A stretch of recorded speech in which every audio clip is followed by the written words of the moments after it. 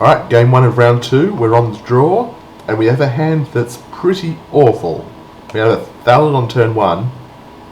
Rather than that, we need to draw 2 lands in order to have anything else. So we throw those back, and instead we get this, which has an Echoing Truth we can cast, but 1 more land means we get Scutter and we get Looter, which should be enough to get us into more things. So I keep this, and we're playing against a Deathrite Shaman apparently, so good for our opponent. We play out our island, get attacked, play out a land. I wasn't planning on Echoing Truthing this thing, but our opponent plays out an Aura, so obviously we Echoing Truth it. Trade for the Aura, put the Deathrite Shaman back in his hand. It's not the most amazing bounce ever, but it's a 1 for 1.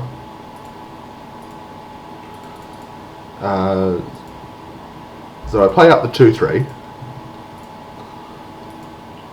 on the basis that our opponent really hasn't done a lot yet, and this can theoretically do some work. So I attack in, because there's no way he's blocking that. And then I play out the... do I play out here? I play out the Looter so that I can start getting going, because I'm out of lands now, and I would really like to keep on drawing lands, especially with the Walker in hand. So I have this Cave Tiger that I'm not super excited to have at the moment, so I'm willing to throw that away for lands. Block here because, sure, he doesn't have anything.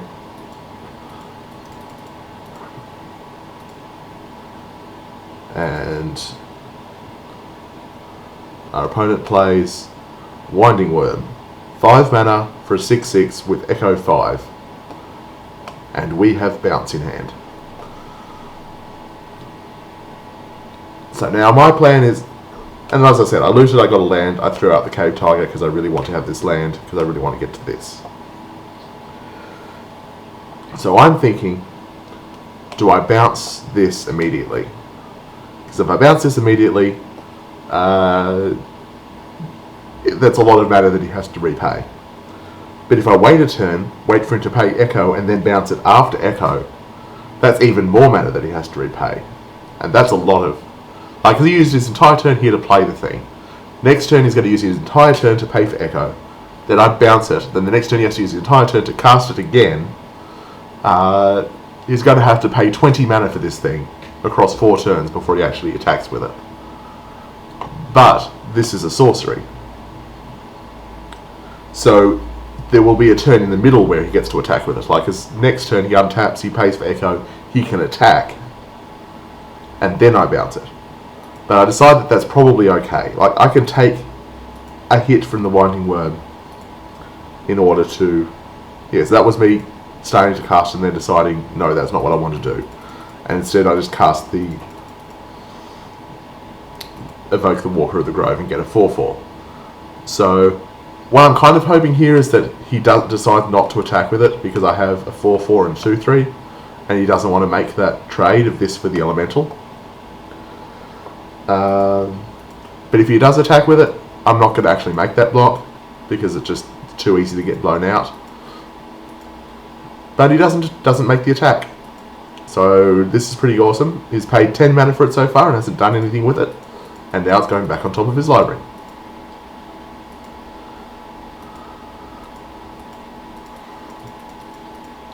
And I have this spider, which is pretty much completely useless, so that's getting looted away. Most likely, because, yeah, it's not doing a thing. Alright, so there's the Winding Worm again, so that makes 15 mana that is spent on this thing.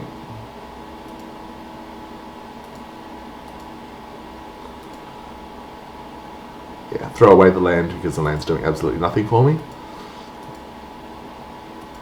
Now I attack with the Elemental. And he actually makes the block, and then I Giant Growth. So this Winding Worm, you paid 15 mana for it across 3 turns, and then it traded for Giant Growth. That's got to be a bit miserable. And out comes Runewing. So I'm feeling pretty okay at this point. So okay that I forget to loot at the end of turn. But I crash in. And what's this? Oh, it's Tristani's Judgment. Okay, so I lose my 4/4. But I'm still hitting him for 4. Decide not to play the spider because it's going to do absolutely nothing. Loot away the land. But then I play the spider anyway. Because I looted into Peel from Reality, which seems like something that's worth holding up. If you play something amazing, I can peel it. And this spider's not doing jack anyway, so I can just bounce the spider. Right, so he exiles one of the forests that I had looted away earlier to get a bit of extra mana. And taps all of this land, and starts paying things, and starts bouncing things, and then starts untapping and untapping, and playing Selesnya Sanctuaries, and eventually realizes that whatever he was trying to do, he can't actually do. So instead he just plays a Veteran Armourer.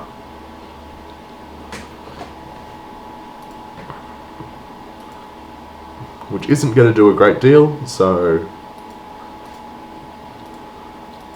I loot away the island to get another island. Keep on attacking.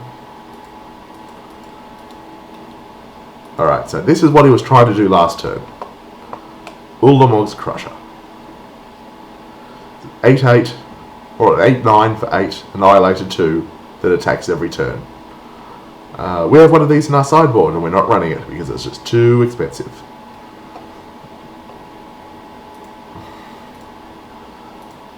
So I decide that you definitely spent a lot of effort trying to make an 8 mana creature, so I'm going to spend 2 mana and put it back in your hand because tempo is good. I decide I'm going to bounce the looter itself because it has haste, so when it costs the same mana to replay as the spider would if I was to bounce that, and I could replay it and I could use it this turn anyway, even though I bounced it. So I loot and I get Giant Flyer, which I can't cast this turn. So this is somewhat being punished for bouncing the looter, because if I bounce the spider, I could loot into this and then just cast this instead of the spider. But I'm not too sad about that, because I'm still attacking. I'm still taking my opponent down to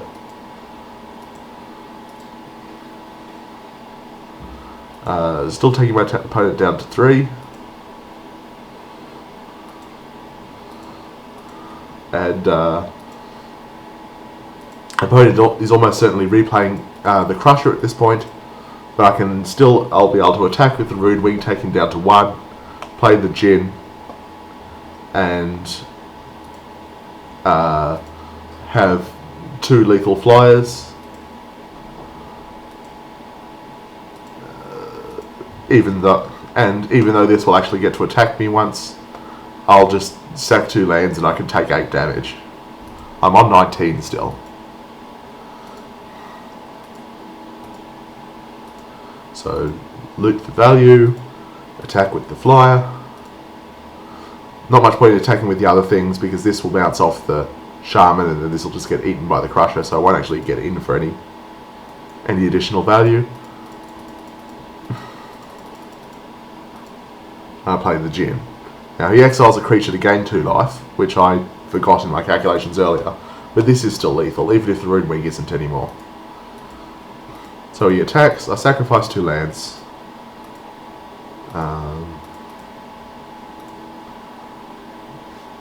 I don't block, I go to 11. He plays Signet, which isn't really doing a great deal.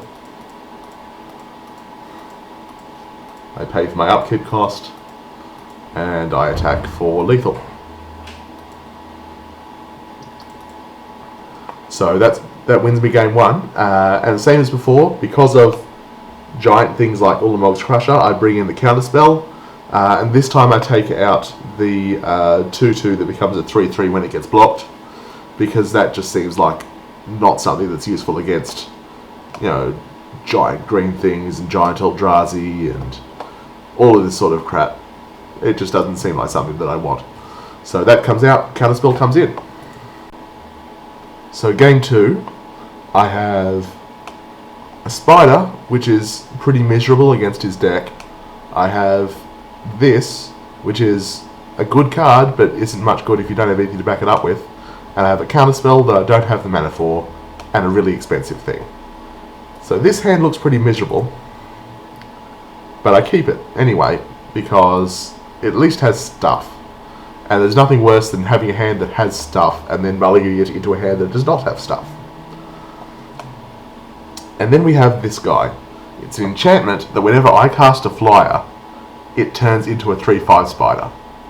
So it's essentially a 1-mana 3/5 spider, but he can't actually use it until I cast a flyer, which is pretty nice. It's pretty bad for us, because we do have quite a few flyers in the deck.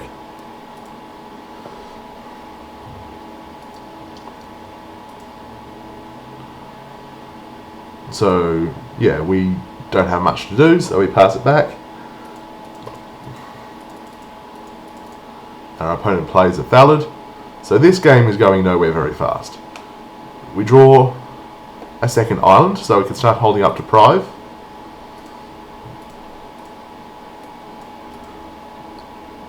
But he has a giant blocker for things on the ground, and if we play something in the air, he'll have a giant blocker for that too.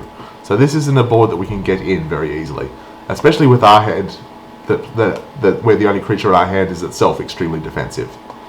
He plays a Canopy Spider, and I don't bother countering that, because, I mean, why would you?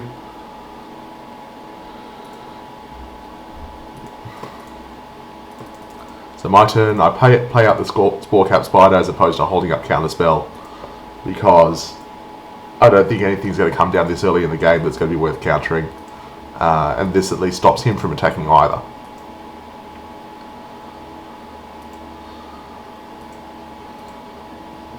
So, not much to do this turn, nothing worth bouncing, so holding up Counterspell.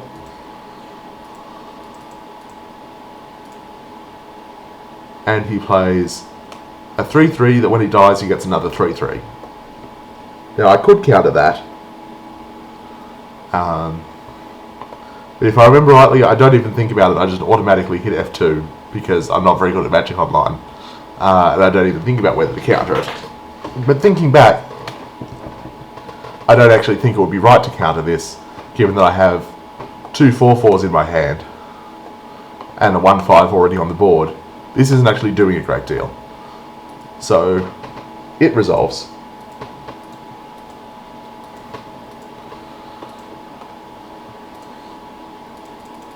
And down comes poor Oath Ancient.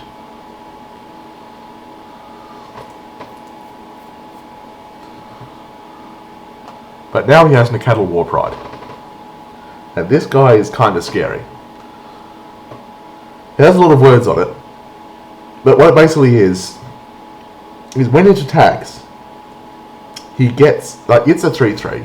And then when it attacks, he gets another 3/3 for each creature I have. So currently I have 2 creatures. If he was to attack with this, he'd be attacking with this and 2 copies. And then I would have to block each one of the, either the original or each one of the copies with one of my guys. So I have 2 guys, he'd be attacking with 3 things. One of them would get through, and the other 2 would be blocked exactly once with my stuff. It turns out that's not super amazing right at the moment, because obviously I blocked the 4/4 on the real one. 1/5 on one of the tokens, and one of the tokens would get through. What's more scary is that everything else that he has is essentially unblockable. It's kind of like a card that says it must be blocked by everything, because everything has to be blocking one of the Nacatl Warpride, like the Nacatl Warpride or one of its tokens. So everything else gets through unheeded.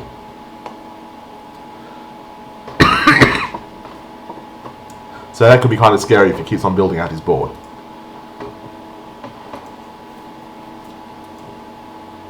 So So what I'm kind of hoping for now is another island, so that I can bounce that and hold up Counterspell. So I can counter it on its way back down.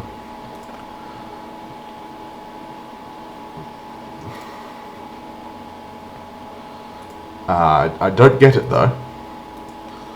So I play up the Thallid, and I'm holding up Giant Growth and Deprive.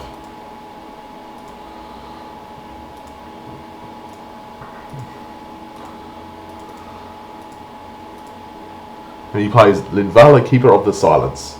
3/4 flyer, activated abilities of my creatures can't be activated. And that can't be let to happen. I have no way of dealing with a 3/4 flyer at this stage in the game. Flying is my main out for how to actually get damage onto him, so that has to go.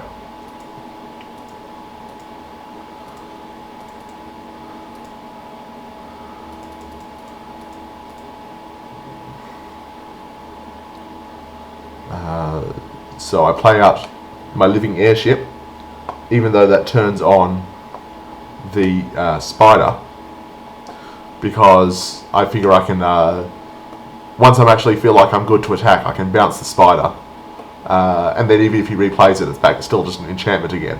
I can start getting in the air. Or I can just attack with it and Giant Growth it. Now he plays Soul's Attendant. Every time a creature enters the battlefield on either side, he gains a life. And given both of us have Thallids, and I've got 2 Thallids, that is a lot of life that he's going to end up gaining.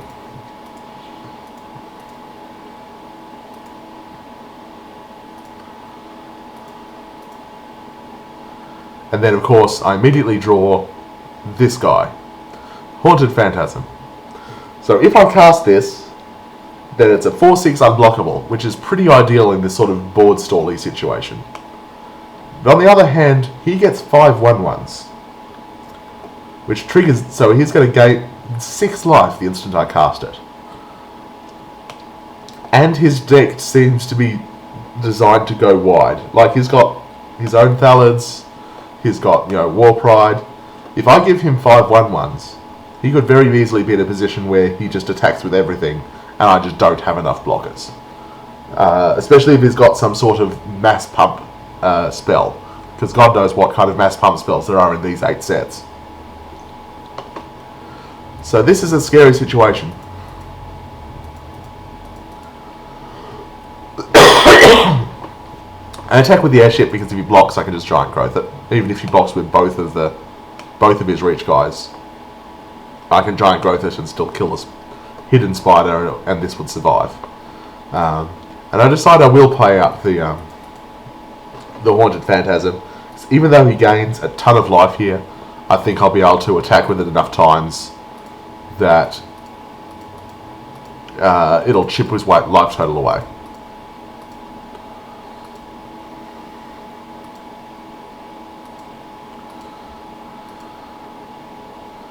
Now, he doesn't make any attacks at all. And I draw a second Giant Growth. So now I really feel safe throwing in the Living Airship, because he does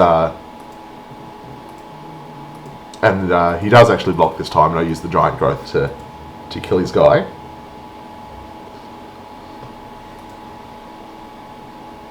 And I get through with the Penumbra guy, obviously.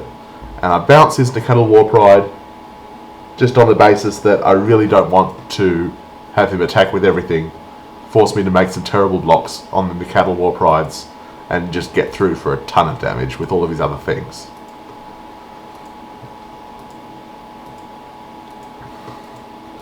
Obviously he just replays it next turn, gains a life off it, but still not making any attacks. So I'm feeling somewhat okay here. He is on a lot of life and he's got a scary number of creatures, but I am getting through for damage every turn.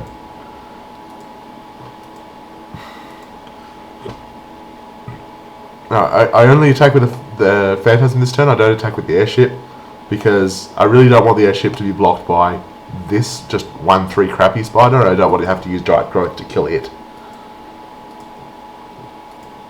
Now this is the point where I learn that Walker costs 8. Up until this point, I'd been thinking that it costs 7, and I have 7 lands. So I tap 7 lands. I try to cast the Walker, tap 7 lands. It gets stuck here with saying pay 1, and I think Magic Online has crashed, or at least is looped up, because it tends to do that. It tends to think for a while, especially when you're casting a spell, when it's trying to load all the resources to like pop up the stack and move the card to the stack and render everything, and sometimes it like hangs for a little bit. So I thought it was doing that, and I sit here for a while, like almost a minute. It was 9:52 when I cast that thing, and now it's 9:09. So I sit there nearly a minute waiting for this thing, and then I realise, wait, that costs 8. I have 7 mana. So I'm not casting that this turn. And instead I cast nothing.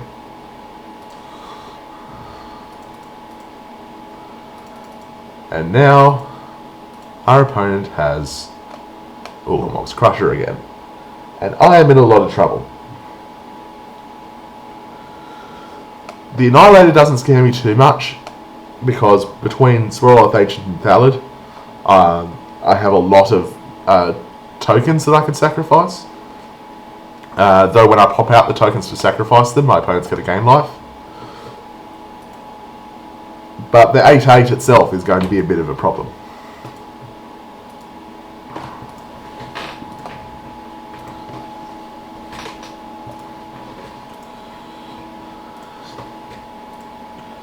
So I played the Elf on the basis that means that I'll probably be able to play the Walker next turn. I attack him with the Phantasm. But I've attacked with that Phantasm several times now, and our opponent's still sitting at quite a high life total, because that Soul Attendant is doing work. He's already back up to 18. Attacking with the Ulamog's Crusher. So I can pull off 6 counters here, 4 counters here, make 5 tokens, sacrifice 2 of them, maybe champ block with the 3rd. But then our opponent gains 5 life off all of that. But it's what I think I have to do. So I pull off some counters. If I remember rightly, I actually misclick here with the Thallid and use its own native ability to pull off 3 counters instead of 2. Which is a bit awkward. So this Thallid should have 1 counter on it, but it doesn't, because I clicked the wrong option. And now our opponent's back up to 23. So I sack 2 Saplings, chump block with a Sapling,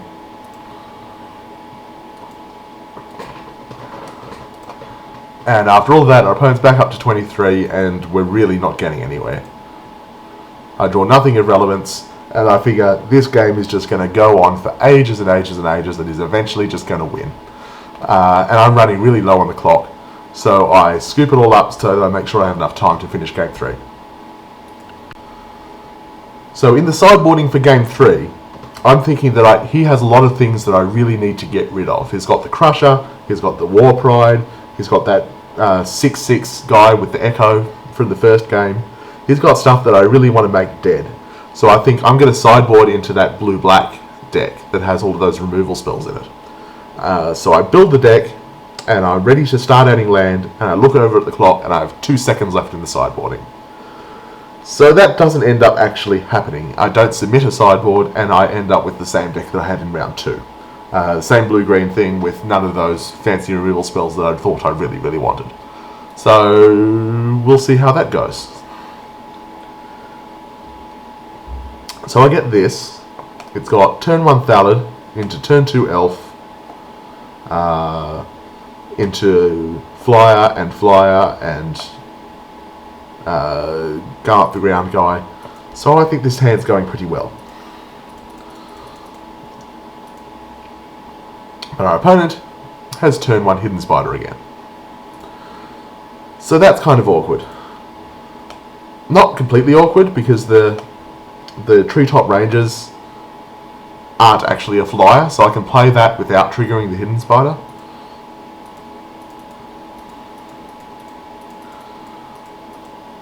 But in the meantime, attack with the Thallid, play the Elf. Our opponent plays a Signet. So both of our turns have been basically the same. 1 mana utility-ish card, 2 mana ramp spell. But I haven't drawn a third land. So I get to play my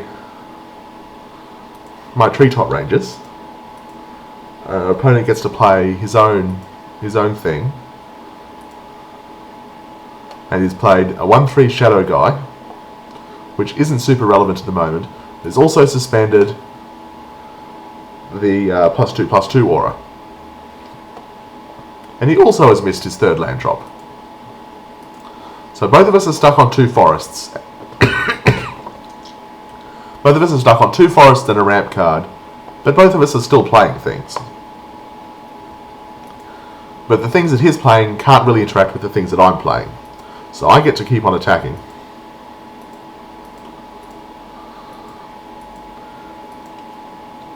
I get to crash in for 4. And I get to play out Sporecap Spider, which isn't super amazing because it's not like I can block anything that he has just yet. So it's just a 1/5 attacker. But I figure it's going to play some creatures sooner or later. And getting in with the elf is better than leaving it back just so that I can play out this Scudder. So he plays Veteran Armourer, which is just a 2/2. But it still stops me from attacking with Thaladin Elf. And in comes the Augur. Hits me for 1. So now I've drawn another flyer. So now I'm starting to get a little bit concerned about this Spider. But on the other hand, I do have this bounce spell. So if I play out, a flyer, if I get an island, I can play flyer and bounce spell. Bounce his guy.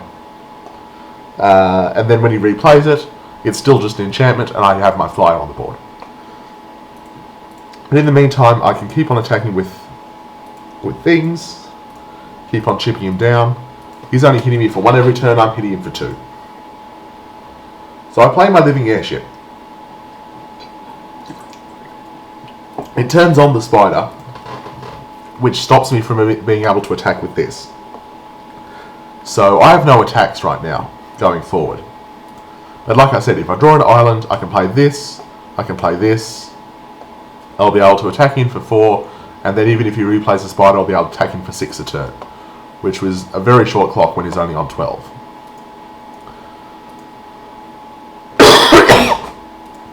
On the other hand, his Petrified Planting is now coming off suspend onto his Shadow Guy. So he's hitting me for 3 every turn that I have no way of dealing with.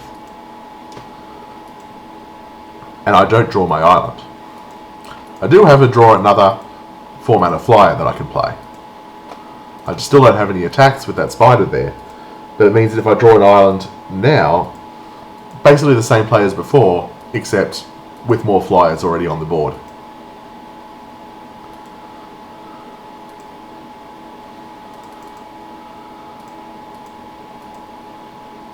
Our opponent plays Penumbra Kavu, but being just a ground dirtle and us having Sporecat Spider, it's not that relevant.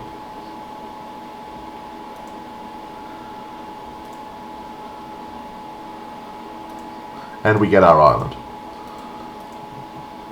So we play our other flyer, we bounce the hidden Spider, and now we crack in with all of our flying guys, get him to 6. He plays Linvala, which we can't do much about. We pull off our saplings in response, obviously, because otherwise we wouldn't be able to do it. But now we still have 4 flying attackers. He has 1 blocker and is on 6. So the rest of this is mostly a formality. He attacks for 3. We attack with all of our guys and we win.